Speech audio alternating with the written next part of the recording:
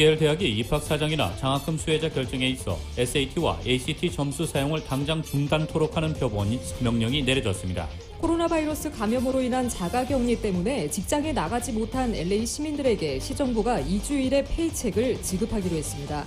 가준의 스몰 비즈니스에서 일하는 근로자들을 위해 가족 병가 후 일자리 복귀를 보장하는 법안이 통과됐습니다. 개빈 뉴섬 주지사가 코로나19 팬데믹으로 렌트비를 내지 못하는 세입자들의 강제 퇴거를 한시적으로 금지하는 강제 퇴거 유예 연장안에 서명했습니다. LA 총영사관이 오는 3일부터 영사민원 전자예약제를 시행합니다.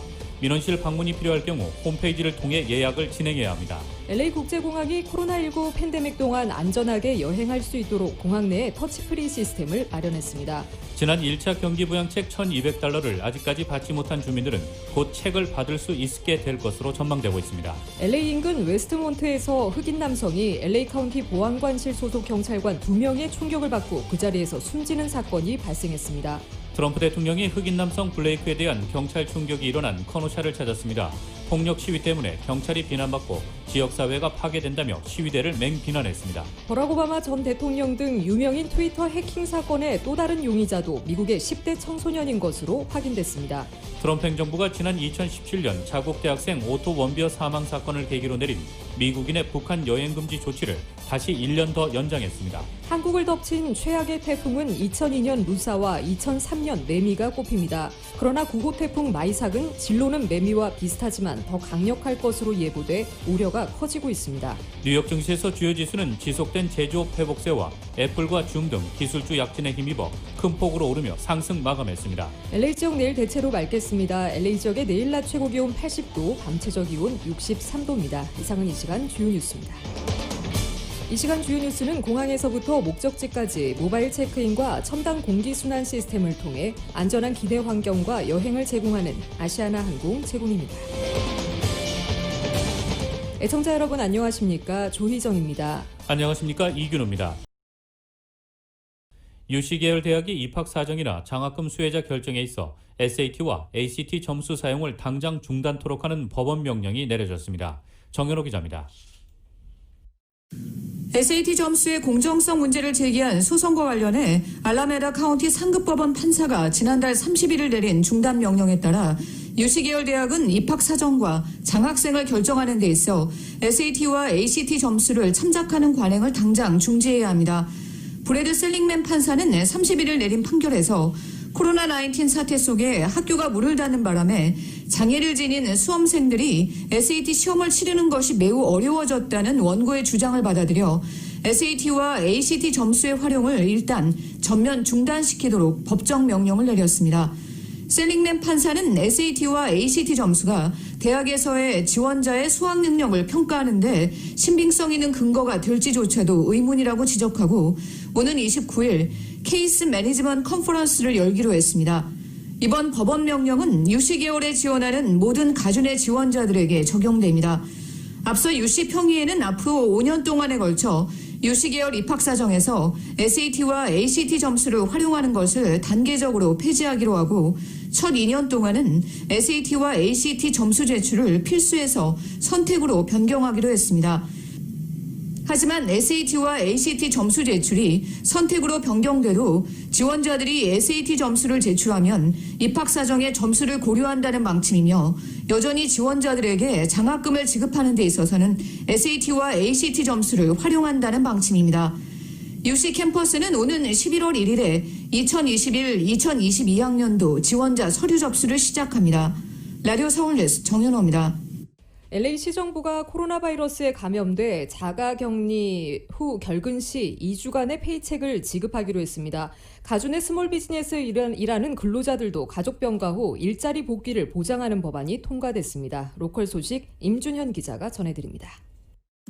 코로나 바이러스 감염으로 인한 자가격리 때문에 직장에 나가지 못하는 LA 시민들에게 시정부가 2주일의 페이첵을 지급하기로 했습니다. LA 시의회는 1일 데이빌 류 LA 시의원이 제안한 관련 조례안을 만장일치로 통과시키고 시정부가 연방정부의 케이스 액트 기금 중 $5천만 달러를 배정해 코로나 바이러스 감염 후 자가격리 후 일터에 나가지 못하는 시민들에게 2주일의 문의 임금을 지원하기로 했습니다. 샌프란시스코에서도 이와 유사한 조례안이 시행되고 있습니다. 필수 직종에 종사하는 저소득층 주민들이 자가격리 기간 임금을 받지 못할까 우려해 코로나 바이러스 검사 받기를 꺼리는 경향이 있는데 이번 조례안은 근로자들이 생계에 대한 부담 없이 코로나19 검사를 받도록 하기 위해 마련됐습니다. 고소득자들의 경우 자택 근무와 병과 의료보험 등이 갖춰져 있지만 가사 도우미와 정원사, 버스 운전사, 일일 노동자들은 장시간 일하면서 일터에서 코로나 바이러스 감염 위험이 높아 코로나 바이러스 취약계층인 저소득 근로자들을 지원하자는 것이 조례안의 취지입니다. 가준의 스몰 비즈니스에서 일하는 근로자들을 위해 가족 병가 후 일자리 복귀를 보장하는 법안 SB 1383이 통과되어 개빈 뉴섬 주지사의 서명만 기다리고 있는 상태입니다. SB 1383은 최대 12주까지 가족 병가를 내 아이를 출산하거나 입양하거나 아픈 가족을 돌보기 위해 사용할 수 있도록 하고 병가에서 일터로 복귀한 후 불이익 없이 복직을 보장해주는 법안입니다.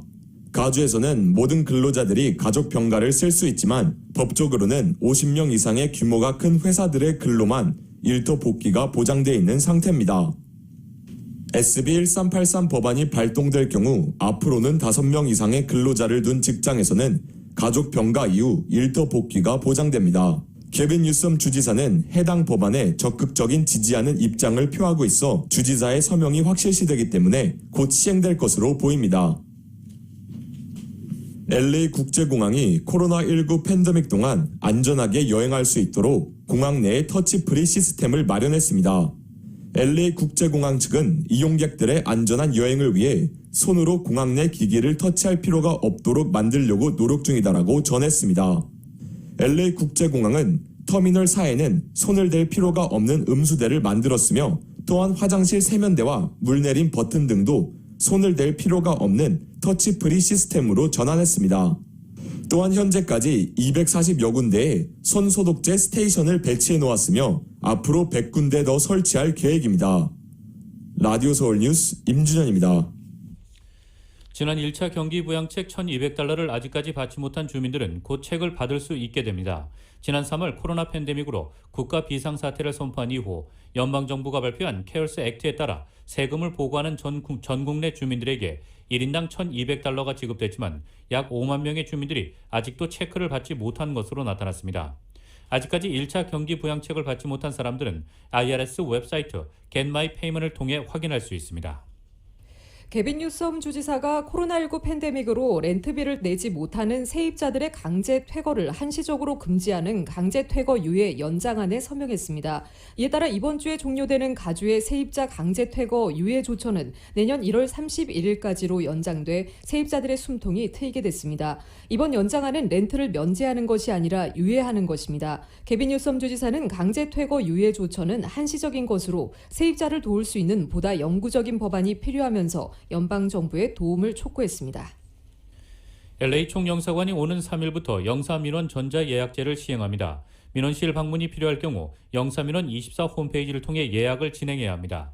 LA 총영사관 측은 그동안 이메일을 이용해 민원인들의 예약을 받았지만 불편함이 많아 컴퓨터상의 예약 버전을 개설했으며 곧 모바일에서도 예약이 가능한 기능을 개발 중입니다.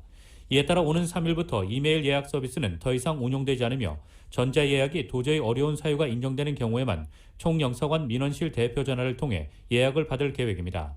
이미 메일을 통해 9월 3일 이후 민원실 방문 일정을 예약한 경우에는 예약은 여전히 유효합니다. LA 총영사관이 오는 10일 오후 5시 미국 시장 진출을 위한 법률 온라인 세미나를 개최하고 한국 기업의 주요 법률 이슈에 대한 전문가 발표와 질의응답 시간을 갖습니다. LA 총영사관과 대한상사중재원 LA 사무소, 루이스 브리스 보아스 로펌이 공동 개최하는 이번 세미나는 영어로 진행되며 기업의 국제상사 중재제도 활용 방안과 미국 계약법 중재 조항, 미국 법인 설립 방법, 해외 거주자의 이민제도에 대해 법률 정보를 제공합니다. 미국 진출을 희망하는 기업들에게 실질적인 도움을 주기 위해 마련됐습니다. LA 총영사관 공관 새 소식 게시판 링크를 통해서도 무료로 참가 신청이 가능합니다. AT 한국농수산식품유통공사 LA지사와 KGC 인삼공사 미주본부가 지난달 31일 코로나19 최전방에서 근무하는 의료봉사자들에게 감사의 뜻을 전하기 위해 도시락과 홍삼 제품을 전달했습니다. LA의 레스토랑 바카리 웨스트 떨드와 협력해 한국 농수산식품 활용한 도시락을 화이트 메모리얼 하스피럴에 근무하는 의료진들에게 전달했습니다. 이날 전달식에는 ATA 한만호 지사장과 KGC 인삼공사와 바카리 웨스트 떨드 대표가 참여했습니다. LA 인근에서 경찰이 쏜 총에 맞아 흑인 남성 한 명이 사망하는 사건이 발생했습니다. 흑인 남성 디잔 키즈가 지난달 31일 LA 인근 웨스트몬트에서 LA 카운티 보안관실 소속 경찰관 2명의 총격을 받고 그 자리에서 숨졌습니다. 지난달 23일 위스콘신주 커노샤에서 흑인 남성 제이커 블레이크가 새 아들이 보는 앞에서 경찰 총에 맞아 중태에 빠진 데 이어 이번 사건까지 발생하자 LA에서는 경찰 총격에 항의하는 시위가 벌어졌습니다. 보안관실에 따르면 경찰 2명은 사건 당시 자전거를 타고 거리를 지나던 키즈가 교통법규를 위반했다며 붙잡아 세웠고 이 과정에서 키즈와 경관들이 충돌했습니다. 키즈는 경관이 다가오자 자전거를 버리고 달아났고 뒤따라온 경관 한 명의 얼굴을 주먹으로 때렸습니다. 이어 경찰의 체포를 뿌리치고 도망가던 키즈는 옷이 든 꾸러미를 떨어뜨렸는데 꾸러미에서는 반자동 권총 한 정이 발견됐고 그 순간 경찰은 키즈를 향해 총을 발사했습니다. 보안관실은 성명에서 키즈는 총을 소지하고 있었고 경관을 폭행했다며 당시 상황에 대해 내부 조사를 진행하고 있다고 밝혔습니다. 키즈의 사망 현장에서는 전날 100여 명이 모여 항의 시위를 했으며 이날도 경관의 처벌을 요구하는 시위가 이어졌습니다. 전문직 취업 비자를 신청했다가 거부당하는 케이스가 급증하고 있습니다. 2020 회계년도에 H-1B 거부율이 치솟아 30%에 육박하고 있어 신청자 10명 중 3명꼴로 거부됐으며 일부 대기업이나 대형 인력 공급 업체들 중에는 스폰서한 H-1B 신청자가 이 50% 이상 거부된 것도 있는 것으로 나타나 트럼프 행정부에서 H-1B 비자 받기는 더욱 어려워진 것으로 조사됐습니다. 포브스에 따르면 지난달 31일 트럼프 행정부 하에서 미 기업들이 과학자와 엔지니어 등 외국인 전문 인력을 채용하는 것이 갈수록 어려워지는 추세가 계속되고 있다며 2020 회계년도 2분기에 높은 거부율은 과거와 비교하면 전례가 없는 것이라고 지적했습니다. 포브스에 따르면 H-1B 외국인 직원을 많이 채용하는 상위 25대 대기업에서는 외국인 신규 채용이 특히 어려워졌습니다. 오바마 행정부 시기인 2015년과 비교하면 3배 가깝게 거부율이 치솟았습니다. 25대 기업들 중 20개 기업에서는 H-1B 거부율 증가 현상이 나타났고 여기에는 시스코와 구글 등 IT 대기업들도 포함되어 있습니다. 지난 2015 회계년도의 경우 H-1B 거부율은 1에서 5%에 그쳤으나 2020 회계년도에는 이 거부율 수치가 15에서 59%까지 치솟았고 전체 거부율은 29%에 달합니다. 연방이민법원에 넘겨져 추방위기에 처해 있는 한인 이민자 수가 1000명에 육박하며 8년 내 최고치를 기록했습니다. 시라큐스 대학 사법정보센터가 공개한 이민법원 추방 소송 현황에 따르면 지난 7월 31일 현재 미 전역 이민법원에 회부돼 계류 중인 한인 추방 소송 건수는 모두 989건으로 집계됐습니다. 이는 전년도 같은 기간 849건에 비해 16.4%가 늘어난 수치로 2012년 이후 8년 만에 최고치를 기록한 것입니다. 더구나 올 들어 코로나19 사태가 불어닥친 이후에도 불법 이민자들에 대한 이민당국의 단속은 지속적으로 강화되고 있는 게 아니냐는 해석을 낳고 있습니다. 각 주별로 추방소송 계류 한인은 캘리포니아가 385명으로 최다를 기록했고 뉴욕주가 124명으로 두 번째로 많았습니다. 이어 뉴저지, 버지니아, 조지아, 텍사스, 워싱턴, 일리노이, 펜실베니아 등의 순이었습니다. 미국 소식 전해드리겠습니다. 러시아 정보원 조직이 미 대선을 앞두고 페이스북에서 민주당 대선 후보에 대한 미국 좌파 유권자들의 지지도를 약화시키기 위한 기사를 유포하다 적발됐다고 워싱턴 포스트가 보도했습니다. 페이스북은 이날 러시아의 인터넷 리서치 에이전시와 연계된 가짜 계정 13개와 2개 페이지 등 소규모 그룹을 적발해 삭제했다고 밝혔습니다. IRA는 러시아 정부가 후원하는 일종의 댓글 종작 부대로 2016년 미 대선 때 이 단체가 후원하는 페이스북 페이지가 수백만 건의 조회수를 올리기도 했습니다. 이 러시아 정보원들은 미국인 기자까지 채용해 좌파 성향의 독자들을 겨냥해 인종적 정의나 민주당 대선 후보, 조 바이든, 카멜라 해리스, 트럼프 대통령의 정책 등의 주제에 대한 기사를 써왔다고 페이스북은 설명했습니다. CNN은 이번 사안이 IRA로 알려진 러시아 댓글 부대가 2020 대선에 간섭하고 불화를 일으키기 위해 미국인들을 이용하고 있다는 것을 보여주는 처음으로 공개된 증거라고 지적했습니다. 페이스북에 따르면 러시아 정보원들은 페이스북에 가공의 인물을 만든 뒤 피스 데이터라는 신규 사이트로 사람들을 유인했습니다. 이 한편 공격의 타깃 중에는 바이든 대선 후보, 해리스 부통령 후보도 있었고 일부 게시물은 트럼프 대통령을 비판하기도 했지만 그때도 표적 독자층은 민주당 성향의 사회주의자, 환경주의자, 불만을 품은 민주당원들이었다고 보고서는 지적했습니다. 페이스북은 이들 허위 계정 페이지를 조기에 적발해 대규모 독자층이 형성되는 것을 막았다며 올해 미 대선을 앞두고 해외의 허위 공작을 단속하는 자사 역량이 강화되고 있다는 증거라고 밝혔습니다. 이번 단속은 연방수사국이 제공한 제보의 결과입니다. 이 또 2016년 대선 후 러시아 IRA 및 이 단체와 연관된 개인과 관련돼 있으며 페이스북이 중단시킨 10여 개 공작 활동 중 하나라고 워싱턴 포스트는 전했습니다. 오늘 미국에선 난데없이 도널드 트럼프 대통령의 건강 문제가 화제로 올랐습니다. 지난해 트럼프 대통령이 건강검진을 받을 때 마이크 펜스 부통령이 만일의 사태에 대비했다는 뉴스가 나오고 소셜미디어에 트럼프 대통령의 건강 문제를 제기하는 글이 올라오자 트럼프 대통령이 강하게 부인하는 일이 벌어진 것입니다. CNN 방송은 이날 뉴욕타임스의 마이클 슈미트 기자가 조만간 펴낼 예정인 신간의 사본을 인용해 트럼프 대통령이 지난해 11월 갑작스럽게 병원을 찾아 건강검진을 받을 때 마취에 들어갈 수도 있을 것에 대비해 펜스 부통령이 대통령직을 임시로 맡을 수 있도록 대기 상태에 있었다고 전했습니다. 트럼프 대통령은 국립군의료센터인 월터 리드 병원에서 정기적으로 검진을 받아왔지만 작년 11월 16일에는 갑자기 방문해 일각에서 의문이 제기된 바 있습니다. 트럼프 대통령은 이에 발끈했습니다. 트럼프 대통령은 이날 나에게는 절대 일어나지 않은 일이며 이는 가짜뉴스라고 분노를 쏟아냈습니다. 대통령 주치인 쇼 콘리도 성명을 내고 트럼프 대통령이 뇌졸중을 앓거나 다른 심각한 건강 문제를 겪지 않았고 건강을 유지하고 있으며 직무 수행에 문제가 없다고 밝혔습니다. 트럼프 대통령이 흑인 남성 블레이크에 대한 경찰 총격이 일어난 커누샤를 찾았습니다. 폭력 시위 때문에 경찰이 비난받고 지역사회가 파괴된다며 맹비난하면서도 경찰은 훌륭한 일을 하는 만큼 존중하고 지원해야 한다고 밝혔습니다. KBS의 보도입니다. 자신의 새아이 앞에서 경찰의 총격에 쓰러진 흑인 남성 블레이크 사건으로 인구 10만의 작은 도시 커노샤에선 연일 항의 시위가 벌어지고 있습니다.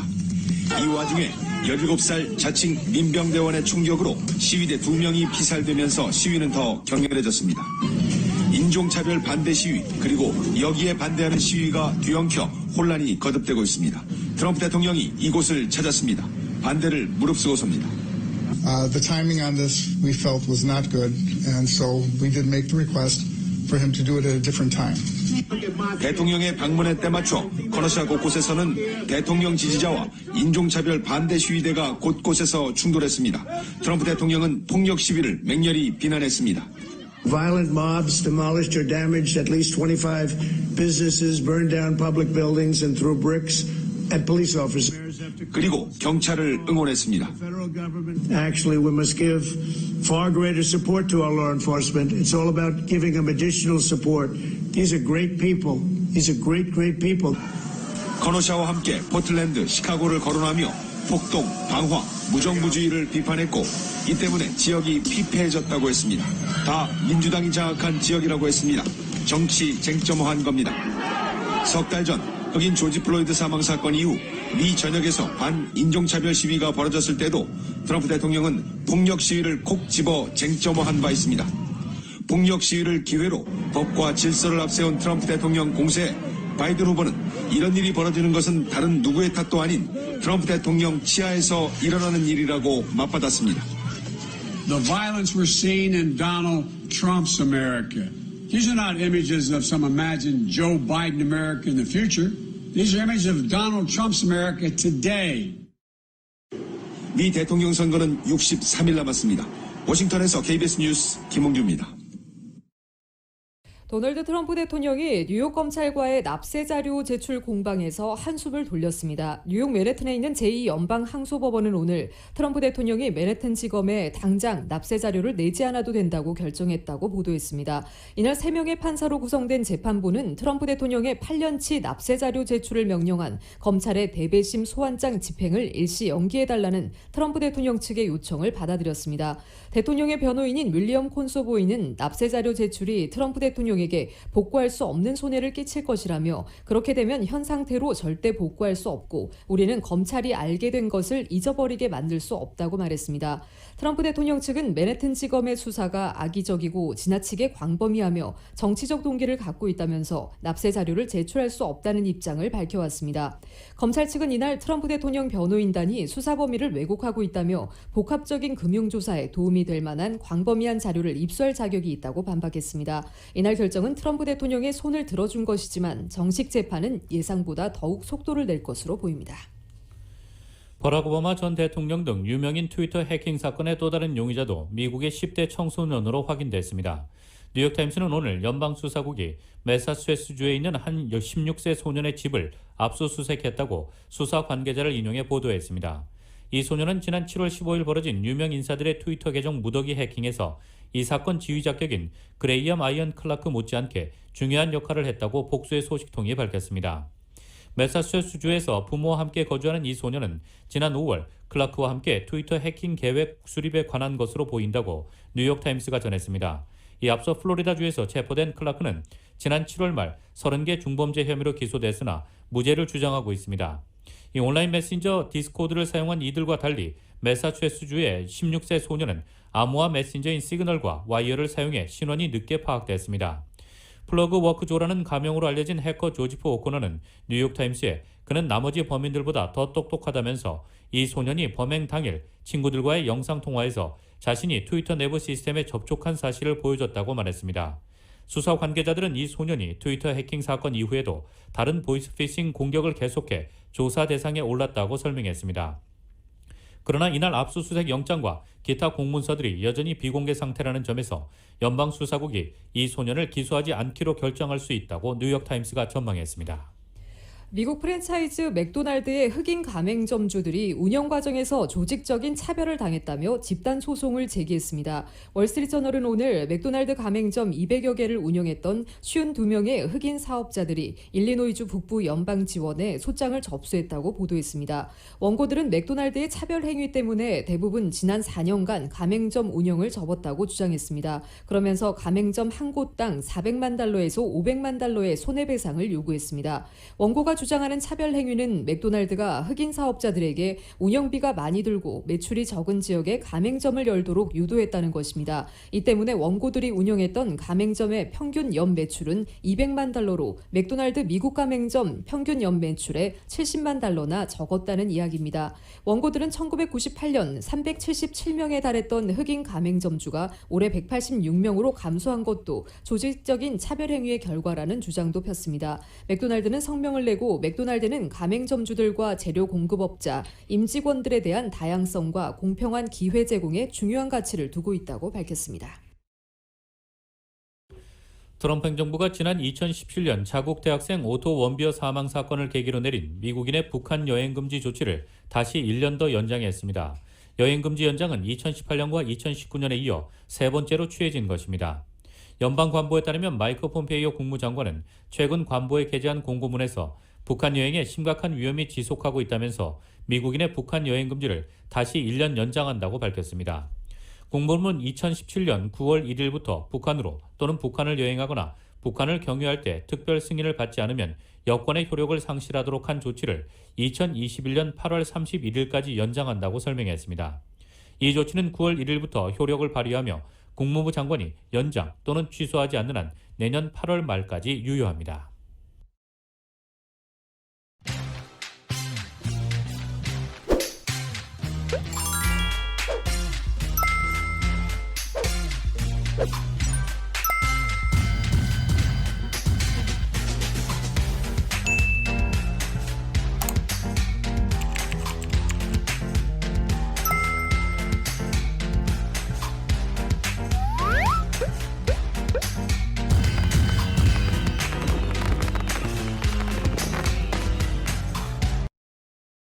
미주 한인사회 쇼핑 트렌드에 새로운 변화가 시작됩니다. 미주 한인들을 위한 아마존 스타일의 홈쇼핑이 탄생했습니다. 최신 트렌드에 맞는 발빠른 상품 업데이트로 언제든 최신 상품의 쇼핑이 가능하고 까다롭고 엄격한 제품 선정을 통해 최상의 품질을 보장합니다. 인터넷이 어렵다고요? 친절하고 전문적인 고객 서비스에서 상담부터 결제까지 도와드립니다. 로그인 필요 없이 복잡한 주문 프로세스를 모두 없앴습니다. 이제 한국 제품 미국 내 쇼핑은 한국 홈쇼핑이 최고입니다. 17살 나이에 아무 연고도 없는 미국 땅에 부모님과 이민 생활을 시작했습니다. 낯선 문화와 언어로 힘들었던 우리 가족에게 한인 커뮤니티가 건넨 온정의 손길이 미국 사회에서 외과 의사로 당당히 성장할 수 있는 큰 힘이 됐습니다. 아프고 지친 이민 생활에서 항상 혼자라고 생각하시는 분들에게 이제 외과 의사 장지아가 큰 힘이 되고 싶습니다. 한국 소식 전해드리겠습니다. 한국을 덮친 최악의 태풍은 2002년 루사와 2003년 매미가 꼽히고 있습니다. 9호 태풍 마이삭은 진로는 매미와 비슷하지만 더 셀 것으로 예보돼 우려가 커지고 있습니다. YTN의 보도입니다. 2002년 발생한 태풍 루사는 역대 최악의 태풍이었습니다. 강릉에 하루에만 무려 870mm가 넘는 비가 쏟아져 일강우량 1위를 기록했습니다. 최대 순간 풍속도 초속 56m가 넘었습니다. 루사는 결국 사망 실종자 246명에다 5조 1,000억 원이라는 역대 최대 재산 피해를 냈습니다. 다음에 발생한 태풍 매미도 4조 2,000억 원이 넘는 재산 피해를 남겨 역대 2위를 기록했습니다. 매미는 바람으로도 가장 강력했습니다. 초속 60m 강풍으로 관측소를 기준으로 보면 역대 1위입니다. 폭풍과 해일을 동반한 매미는 130여 명의 인명피해를 냈습니다. 광복 이후 가장 많은 인명피해를 낸 태풍은 사라였습니다. 2위는 태풍 베티로 중국에 상륙했지만 우리나라에 집중호우를 뿌려 550명에 이르는 사망 실종자를 냈습니다. 경남 해안에 상륙할 것으로 보이는 9호 태풍 마이삭은 매미와 진로가 흡사합니다. 상륙할 때 중심 기압은 매미보다 조금 낮지만 중심 풍속은 더 셀 것으로 예보됐습니다. 우리나라 서쪽에서 접근을 하고 있는 건조 공기의 강도가 태풍 매미 때보다는 더욱 강하기 때문에 불안정적인 측면에서는 더욱 강한 비구름대들이 추가적으로 발달할 수 있습니다. 직전 태풍 바비와 달리 바람과 비 모두를 동반한 마이삭. 기상청은 태풍의 피해 범위 예측이 어려운 만큼 철저한 대비를 강조했습니다. YTN 이승은입니다. 조국 전 법무부 장관이 내일 열리는 부인 정경심 동양대 교수의 재판에 증인으로 출석합니다. 부부가 처음 나란히 한 법정에 서는 건데 어떤 증언이 나올지 주목됩니다. YTN의 보도입니다. 조국 전 법무부 장관이 처음으로 부인 정경심 교수와 같은 법정에 섭니다. 내일 예정된 정 교수의 속행 공판에 증인으로 출석하는 겁니다. 조 전 장관은 지난해 12월 31일 입시 비리와 사모펀드 의혹과 관련해 정 교수와 공범으로 함께 기소됐습니다. 조 전 장관 사건은 정 교수 재판과 별도로 진행 중인데 유재수 감찰무마 의혹을 먼저 심리하고 있습니다. 앞서 정 교수 측은 본인 재판에서 조 전 장관의 증인 신문을 진행하는 데 대해 꾸준히 반대해왔습니다. 조 전 장관 본인 재판도 진행 중인데다 가족이 관련된 부분인 만큼 증언을 거부할 수 있다는 겁니다. 또 사실관계에 대한 판단보다 정치적 호불호에 따른 사회적 혼란만을 불러올 수도 있다고 주장했습니다.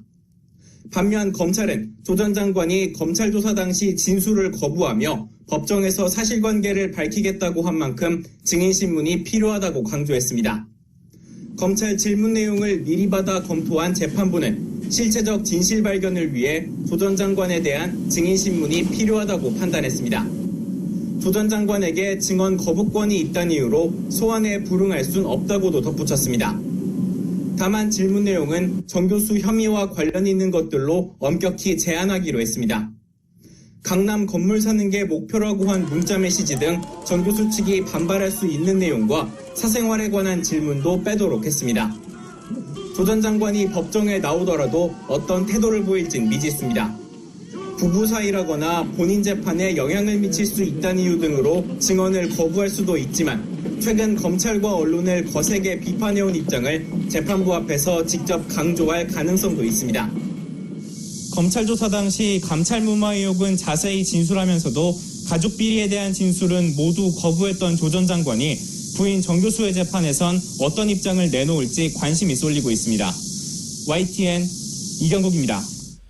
전공의들의 무기한 집단 휴진을 시작한 지 13일째지만 정부와 의료계는 아직도 입장 차이를 좁히지 못하고 있습니다. 젊은 의사 비대위를 출범한 전공의와 전임의, 의대생들은 원점 재논의를 명문화하면서 업무에 복귀하겠다고 했지만 정부는 전공의들의 요구가 정부의 권한을 넘어선다며 반박했습니다. YTN입니다. 집단 휴진 중인 전공의와 전임의, 의대생이 연대한 젊은 의사 비대위가 출범했습니다. 이들은 필수 진료 과목 기피가 의과대학 정원 확대나 공공의대 설립으로 해결할 수 없다고 강조했습니다. 의료 수가 정상화, 지역병원 인프라 확충이 우선이라는 겁니다. 그러면서 의료정책 철회와 원점 재논의 명문화를 요구했습니다. 정부의 공개 토론의 제안도 언제든 응할 수 있다고 답했습니다.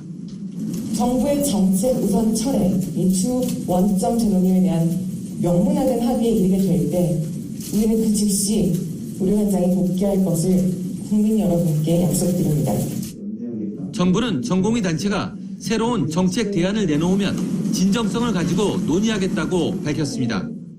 다만 한방첩약 시범 사업은 건강보험 정책심의위의 결정이고 공공의대 신설은 국회 입법 사항이라 권한을 넘어선다며 선을 그었습니다. 또 남은 건 의사수 확대인데 이미 추진을 중단했다고 강조했습니다. 정부는 이미 어떠한 조건도 걸지 않고 교육부 정원 통보 등 의사수 확대 정책의 추진을 중단해둔 상태이며 코로나19의 위기 극복 이후에 모든 가능성을 열어놓고 정부가 의사 국가고시를 연기하며 당장 큰 파국은 면했지만 양측의 주장이 팽팽히 맞서면서 해결의 실마리를 찾지 못하고 있습니다. YTN 신현주입니다.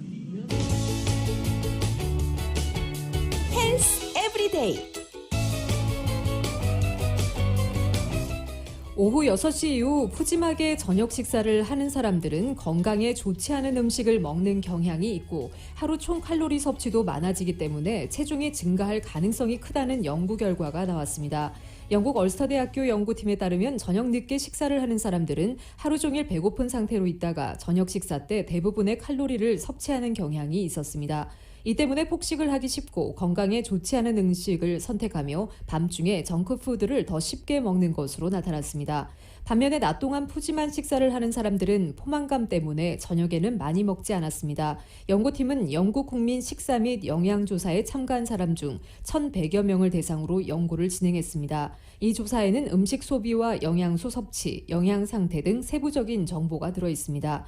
연구 결과 저녁에 하루 식사량의 30% 이하를 먹는 사람들은 어떤 그룹보다 전반적으로 하루 총 칼로리 섭취가 적은 것으로 나타났습니다. 반면에 저녁 때 하루 식사량의 반 정도를 먹는 사람은 체중이 증가할 가능성이 컸으며 영양소가 부족한 음식을 먹기 쉬운 것으로 드러났습니다. 연구팀의 주디스 베어드 박사는 이번 연구는 늦은 저녁 때 식사량을 적게 하는 것이 하루 총 칼로리 섭취를 낮추는 것과 연관이 있다는 것을 보여주고 있다며 또한 저녁 때 칼로리 섭취가 많으면 식사의 질이 낮다는 것을 시사하고 있다고 말했습니다. 이번 연구 결과는 비만에 관한 유럽 및 국제회의에서 발표될 예정입니다. 뉴욕 증시에서 주요 지수는 지속된 제조업 회복세와 애플과 줌 등 기술주 약진에 힘입어 큰 폭 상승했습니다. 1980년대 이후 가장 좋았던 지난달의 흐름을 9월 첫날에도 이어가 S&P 500과 나스닥 지수는 사상 최고치를 경신했습니다. 오늘 뉴욕 증권거래소에서 다우 지수는 전장보다 215.61포인트, 0.76%가 상승한 28,645.66의 거래를 마쳤습니다. S&P 500 지수는 전장보다 26.34포인트, 0.75%가 오른 3,526.65에 기술주 중심의 나스닥 지수는 164.21포인트, 1.39% 상승한 11,939.67에 장을 마감했습니다. 지난달 강한 상승 이후 증시 전반의 레벨 부담이 커져 장 초반 숨고르기를 나타내기도 했지만 경제 회복 속도를 가늠할 수 있는 제조업 지표가 호조세를 보인 뒤 상승세로 방향을 굳혔습니다. 기술주는 상승 탄력을 높이며 강세장을 이끌었습니다. 뉴욕 증시 전문가들은 연준의 경기 부양 기대 속에 상승세가 확장되고 있다고 진단했습니다.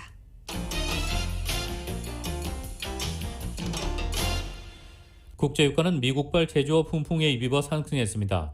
이 뉴욕 상업거래소에서 10월 인도분 서부 텍사스산 원유는 전날보다 배럴당 0.4% 오른 42.76달러의 장을 마감했습니다. 런던 ICE 선물거래소의 시올물 브렌트유도 현재 배럴당 0.8% 오른 45.66달러에 거래되고 있습니다. 예상보다 양호한 제조업 경기지표 공개와 원유 재고 감소 소식이 유가를 끌어올린 것으로 분석됩니다. 공급관리자협회가 발표한 8월 제조업 구매관리자 지수는 56.0으로 지난해 1월 이후 최고치를 기록하며 에너지 수요 회복 기대를 높였습니다. 이런 가운데 지난주 미 원유 재고도 200만 배럴 감소했을 것으로 로이터 통신이 분석했습니다. 국제 금값은 강보합세를 보였습니다. 뉴욕 상품거래소에서 12월 인도분 금은 온스당 0.02% 오른 1978.90달러에 거래를 마쳤습니다. 나스닥에서 거래되는 화상회의 업체 줌 비디오 커뮤니케이션의 시가총액이 대표적 기술주로 꼽히는 IBM을 넘어섰습니다. 전년 동기보다 4.6배 급증한 2분기 매출을 발표한 줌은 오늘 주가가 전장 종가 325달러 10센트보다 40% 이상이 뛴 457달러 69센트로 마감했습니다. CNBC는 이 같은 주가 급등 덕에 줌의 시가총액은 1290억 달러까지 부풀어 올랐다고 보도했습니다. IBM의 시가총액을 뛰어넘는 것은 물론 미국의 전체 상장 기업 중에서도 55위에 해당하는 수치입니다. 줌을 창업한 에릭 위안 최고 경영자가 보유한 지분의 가치도 200억 달러로 늘어났습니다. 줌은 2011년 실리콘밸리 지역에서 문을 열었습니다. 현대자동차의 8월 미국 시장 판매량이 58,361대를 기록하며 작년 같은 달에 비해 8% 감소했습니다. 현대차 미국 판매 법인은 이러한 내용의 8월 판매 실적을 홈페이지에 공개했습니다.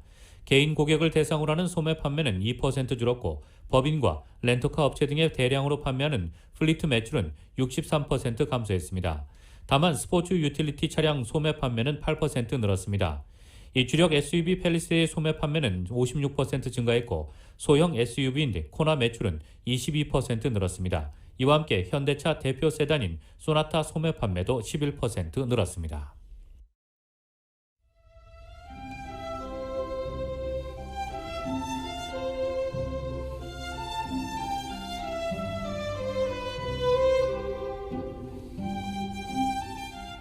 (9월 1일) 화요일 오늘 밤과 내일 날씨입니다. 수요일은 내일 맑은 날씨 보이겠습니다. 낮 기온 오늘보다 5, 6도가량 높아지겠습니다.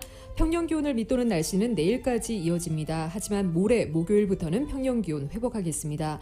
한편 금요일부터는 낮 기온이 다시 크게 높아져 이번 주말과 다음 주 초반까지는 또 한 차례 폭염 소식 예보된 상태입니다. 이에 따라 금요일 오전 10시부터 다음 주 월요일 밤 8시까지 남가주 대부분 지역에 폭염 경보와 폭염주의보가 발효되겠습니다. LA 한인타운의 내일 낮 최고 기온 78도, 밤 최저 기온 63도입니다. 오렌지 카운티 지역 84도, 65도, 벨리와 인랜드 엠파이어 지역 92도, 60도, 해안 지역의 내일 낮 최고 72도, 밤 최저 기온 62도입니다. LA 지역 오늘 밤 5에서 10마일대 바람이 불겠습니다. 밤 최저 기온 62도입니다. 한국은 태풍 마이삭의 영향으로 전국의 비바람이 점차 강해지고 있습니다. 서울의 오늘 낮 최고 기온 화씨 78도, 밤 최저 기온 화씨 68도입니다.